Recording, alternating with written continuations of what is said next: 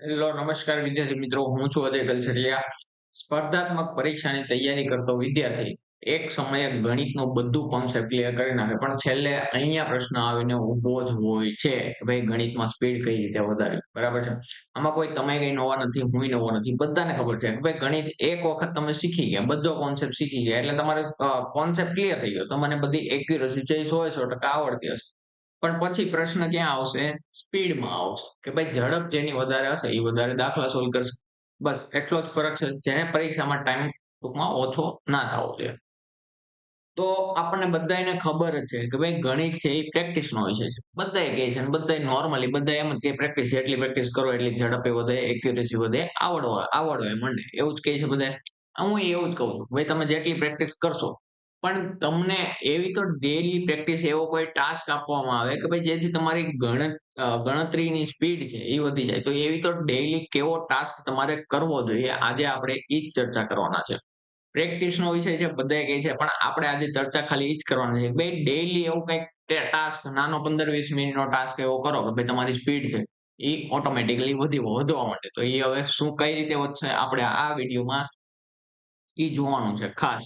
અને ખાસ ઈ કે ભાઈ નાનો એવો વિડીયો બનાવીશ, થાય એટલો ટ્રાય કરીશ કે ભાઈ શોર્ટમાં પતે. એટલે ટૂંકમાં વિડીયો પૂરો જોજો. એકેય વાત મિસ ન કરતા. કેમ કે હું કોઈ પણ વાત કહીશ તમને, બરાબર છે? એનું મૂળ છે એ તમને અહીંયા સમજાવીશ કે ભાઈ શું કામ તમારે આ રીતે આવી પ્રેક્ટિસ કરવી જોઈએ. ચલો તો શરૂઆત કરીએ આપણે કે ભાઈ જ્યારે પણ આપણે કોઈ પણ એક્ઝામની વાત કરતા હો, તો સૌથી પહેલા એક્ઝામ ડિમાન્ડ. જેવી રીતે માની લો કે ભાઈ એક્ઝામ ડિમાન્ડ એટલે શું? કે ભાઈ આપણને ખબર છે કે ભાઈ આવનારી એક્ઝામમાં મેથ્સ રીઝનિંગનો ગુણભાર બહુ વધી ગયો છે. 30 માર્કનો મિનિમમ મેથ્સ હોય જ છે. સમજી લ્યો. બરાબર છે. આજથી જ્યારે 2024માં સૌથી પહેલી વખત ગણિતનો ગુણભાર કેમાં વધારવામાં આવ્યો ખબર છે? CCEમાં. બરાબર છે. CCEમાં જ્યારે 30 માર્કનું ગણિત પૂછી લેવામાં આવ્યું, બરાબર છે. ત્યારે સૌથી વધારે છોકરાઓને તકલીફ પડી હતી. અને ત્યારે છોકરાઓની ડિમાન્ડ શું હતી? એક્ઝામની ડિમાન્ડ હતી કે તમને ગણિત આવડવું જોઈએ. બરાબર છે.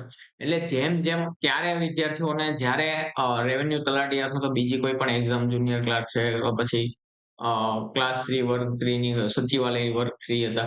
તો એ બધી એક્ઝામમાં જ્યારે ગણિત 15-20 માર્કનું કે 10 માર્કનું પૂછાયેલું હતું ને ત્યારે છોકરા એમ કહેતા, "ઓહ! ગણિત બહુ વધારે પૂછે." બરાબર છે. કેમ કે ત્યારે કોઈ કરતા નતા.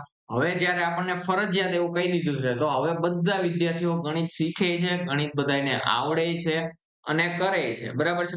તો કહેવાનો મતલબ એ છે કે ભાઈ આપણને જેવો ટાસ્ક આપવામાં આવે, આપણે એ પરાયણે છેલ્લે આપણને થોપી જ દેવામાં આવ્યું કે ભાઈ ગણિત તમારે કરવું પડશે. ત્યારે આપણે બધાએ શીખવાનું ચાલુ કરી દીધું. હવે પ્રશ્ન શું આવશે કે ભાઈ માની લો કે ભાઈ CCE 2024 માંથી શરૂઆત થઈ છે. બધી એક્ઝામમાં ગણિતનો ગુણભાર વધી ગયો છે.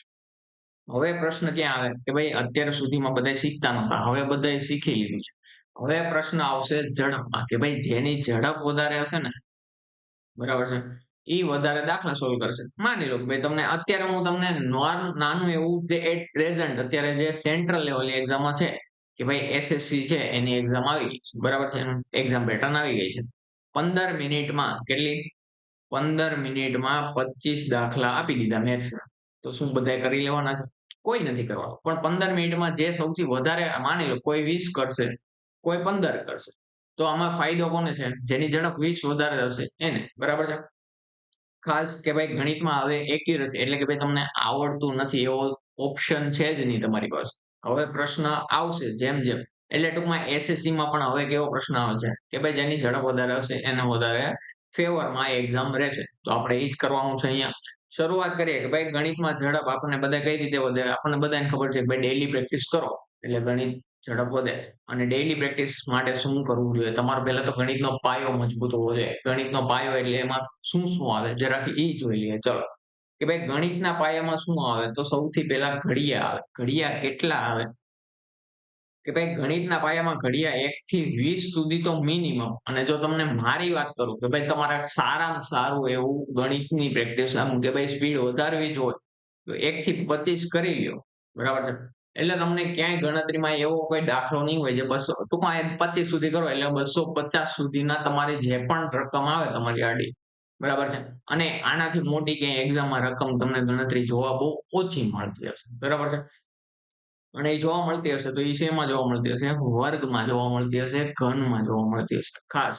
તો વર્ગ અને ઘન કેટલા કરવા જોઈએ? તો અહીંયા સુધી હું માનું કે ભાઈ તમે 101 થી 25 સુધી ઘડિયા કરતા હો, બરાબર છે? તમને આવડતા હોય. તમારો ગણિતનો પાયો મજબૂત એને કહેવાય કે ભાઈ તમને 1 થી 25 ઘડિયા આવડતા હશે. વર્ગ નોર્મલી બધા એમ કહે છે તમને કે ભાઈ 1 થી 30. તો મારું એવું માનવું છે કે ભાઈ એક્ઝામમાં તમને 1 થી 50 સુધી આવડતા હોય વર્ગ, બરાબર છે? તો તમે એક્ઝામમાં કોઈ પણ ગણતરી તમે આરામથી કરી શકો છો. છેલ્લામાં છેલ્લો તમે 49 બરાબર છે? આવો વર્ગ ક્યાંક જોયો હશે. એટલે કે ભાઈ 2500 સુધીની સંખ્યાના વર્ગ તમને આવડી જાય 50 સુધી કરો તો.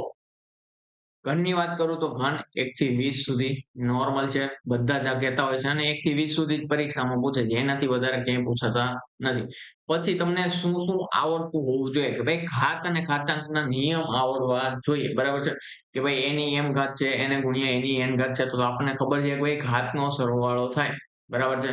a ની m પ્લસ n. આ ટૂંકમાં જે ઘાત અને ઘાતાંકના નિયમો છે એ તમને ક્યાં આવશે? સાદુ રૂપમાં ગણતરીમાં. આ બધા તમને ડાયરેક્ટ નહીં પૂછાય. જો કે ભાઈ ડાયરેક્ટ તમને પરીક્ષામાં ક્યારેક પૂછી લે કે ભાઈ વર્ગ ને વર્ગમૂળ, ઘન ને ઘનમૂળ. તો ઘાતાંક વાળા પ્રશ્નો છે. આ બધી વસ્તુ છે તમને ડાયરેક્ટ ક્યાંય નહીં મળે.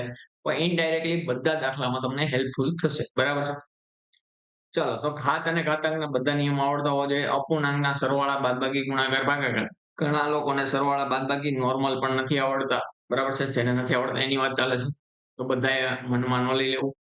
તો ખાસ કે ભાઈ તમને સરવાળા, બાદબાકી પછી અપૂર્ણાંકના જે નિયમો હોય ઈ તમને ખબર હોવી જોઈએ. અને ઈ તમને એમાં માસ્ટરી હોવી જોઈએ. એમાં પછી ભૂલ ન પડવી જોઈએ. બરાબર છે? એટલે ખાસ ઈ કે ભાઈ તમને ઈ આવડતું હોવું જોઈએ. પછી વિભાજ્યતાની ચાવીઓ બધી આવડતી હોવી જોઈએ. ખાસ પછી લસા ગુસા ઈ આવડતા હોવા જોઈએ. અને ખાસ મારા માટે આ અગત્યનો ટોપિક કે તમારું ગણિતનું 30% નહીં પણ જે છેલ્લે ગણતરીમાં 40-50% તમારો જે કામ ઘટાડી દેતું હોય ને એ શું ઘટાડતો હોય ખબર? ટકાવારીથી અપૂર્ણાંક. માની લો કે ભાઈ તમને એમ કહી દીધું મેં કે ભાઈ 40 ના કેટલા 20% એવું કહી દીધું. ચલો માની લો કે ભાઈ શું કીધું નહીં 40 ના 80%. તો અહીંયા આપણને ખબર છે કે ભાઈ 8 4 32 2 2 0 છે. પણ એની જગ્યાએ આપણે 80 ની જગ્યાને બદલે 87.5% કીધા હોત તો આપણે શું કરત? અહીંયા આપણે ફસાઈ જાય. આપણને એ ખબર ન હોય કે ભાઈ 87.5% બરાબર કેટલા થઈ જશે? કે ભાઈ 7/8 બરાબર છે?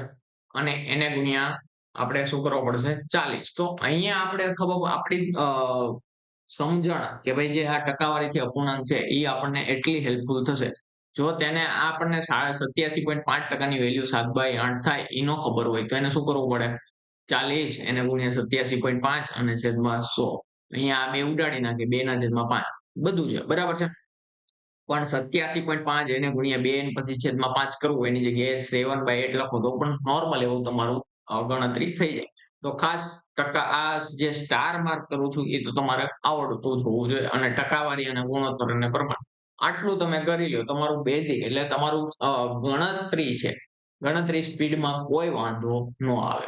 ચલો હવે વાત કરીએ કે ભાઈ ચેપ્ટર વાઇઝ બેઝિક કોન્સેપ્ટ. આનો મતલબ એ છે કે ભાઈ તમને બધા ચેપ્ટરના કોન્સેપ્ટ ખબર હોવી જોઈએ કે ભાઈ બોટ એન્ડ સ્ટ્રીમ છે. બરાબર છે? કે ભાઈ હોડી વાળો પ્રશ્ન છે એ તમને ખબર હોવી જોઈએ કે ભાઈ પ્રવાહની દિશામાં જાય તો સ્પીડ વધે, પ્રવાહની વિરુદ્ધ દિશામાં જાય તો સ્પીડ ઘટે. બરાબર છે? કેટલી સ્પીડ ઘટે, કેટલી સ્પીડ વધે. અહીંયાથી પ્રવાહની દિશા શું મળે? આ ટૂંકમાં કોન્સેપ્ટ ખબર હોવી જોઈએ કે ભાઈ આપણી સામે રકમ આવે છે તો એ રકમ આપણે કઈ રીતે દાખલો સોલ્વ કરો એ આપણને ખબર હોવી જોઈએ. બરાબર છે? તો તમારે ચેપ્ટર વાઇઝ બેઝિક કોન્સેપ્ટ સૌથી પહેલા શું કરવાનું છે કે ભાઈ તમારા chapter wise basic concept clear હોવા જોઈએ. બરાબર છે? પછી નેક્સ્ટ આપણે વાત કરીએ શોર્ટકટ. જો શોર્ટકટ છે ગણતરીમાં શોર્ટકટ અને ચેપ્ટર વાઇઝ. મને ખબર છે કે આપણે શોર્ટકટ થી બહુ ઘેરાયેલા છીએ. છે ને અત્યારે ગુજરાતનો માહોલ એવો છે કે ભાઈ તમને તો એમ કે ભાઈ ઓપ્શન જોવો 3 થી ભગાતા હોય તો એ તમારો જવાબ આ છે તે છે 11 થી. બસ 50 માંથી 1-2 દાખલા પરીક્ષામાં કદાચ ઓપ્શન ઉપરથી થઈ જતા હશે. બરાબર છે?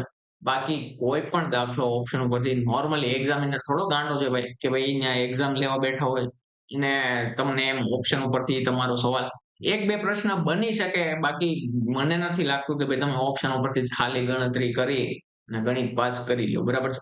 તો ગણિતમાં શોર્ટકટ. શોર્ટકટનો મતલબ શું? માની લો ભાઈ તમને 24 ગુણ્યા 5 કીધા તો આ તમારો ગુણાકાર કરવા જાઓ કે ભાઈ 24 5 120 તો આપણને ઘડિયું આવડતું હોય તો વેલ એન્ડ ગુડ છે.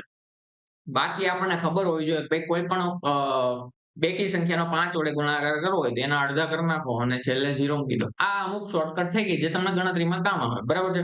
એવી રીતે 11 વડે ગુણાકાર કરવાનો હોય કોઈ પણ સંખ્યાનો તો હું શું કરવાનો 2 3 અને 2 નો સરવાળો 5.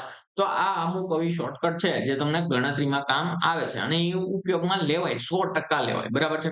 પછી એકમનો અંક છે, પછી સંખ્યાનો સરવાળો, સરવાળાવાળી વાત તો મને નથી લાગતું તમારે લેવી જોઈએ કે ભાઈ બધી સંખ્યાનો એકમ સંખ્યાનો સરવાળો કરો ને જવાબ તમારો સરવાળો. ઈ ના કરવું જોઈએ. પછી ચેપ્ટર વાઇઝ તમને બધા શોર્ટકટ નોર્મલી ખબર હોવી જોઈએ કે ભાઈ શોર્ટકટ કઈ રીતે કે ભાઈ તમને કાંઈ ન આવડતું હોય તો તમને છેલ્લે બેઝિક મેથડ આવડતું હોય. બરાબર છે?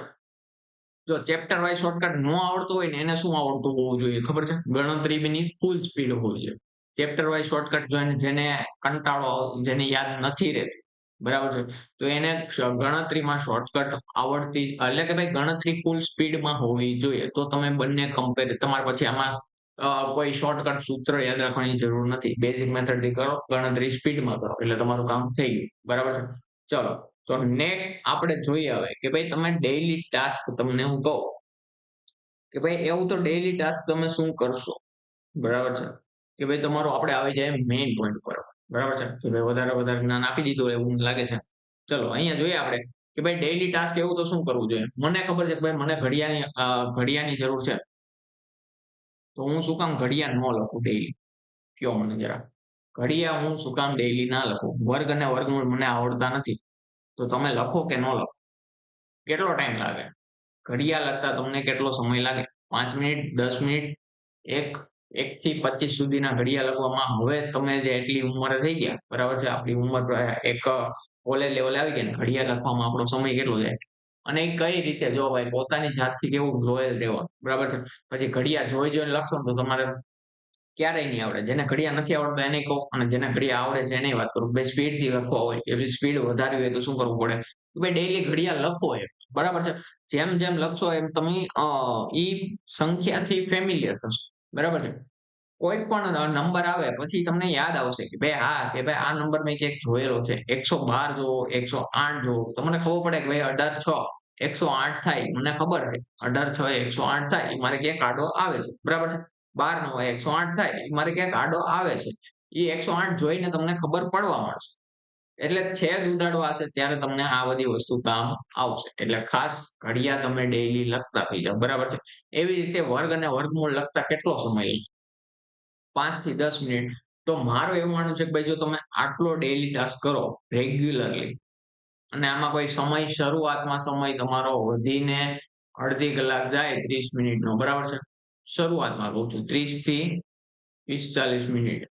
પણ વિથિન વીક થી 2 વીકમાં તમારી સ્પીડ 100 એ 100% વધશે એની જવાબદારી મારી. ગેરંટી આપું છું. કે ભાઈ જો તમે જાતે ઘડિયા લખો તો પછી એમ ન થાય કે જોઈ લખો. જાતે લખો. તમને ન આવડે તો આગળ જોઈ એડ કરો. કે ભાઈ 17 નો ઘડિયો લખો છો તમે 17 6 17 પંચા 85 17 છે 102 થાય. બરાબર છે? અને હવે તમે 17 સત્તા 119 કરવા જાઓ. આ રીતે થાય. પણ હવે 17 સત્તા તમને ન ખબર હોય. 17 અઠ્ઠા ખબર ન પડે. તો તમારે શું કરવાનું? ભાઈ આને એડ 17 કરો. 17 અઠ્ઠા 136 થાય. બરાબર છે? તો આ રીતે ટૂંકમાં તમારે કરતું જવાનું છે. એમાં કોઈ પણ પ્રકારની છૂટછાટ ન હોવી જોઈએ કે હું જોઈને કરું છું કે ભાઈ એકવાર યાદ કરીને કરું છું.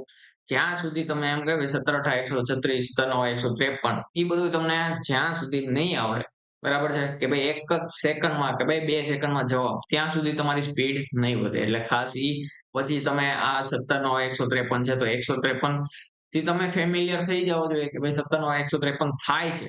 બરાબર છે? તો 153 જોઈને તમને યાદ આવવું જોઈએ કે ભાઈ 17 નવા કંઈક થાય. બરાબર છે?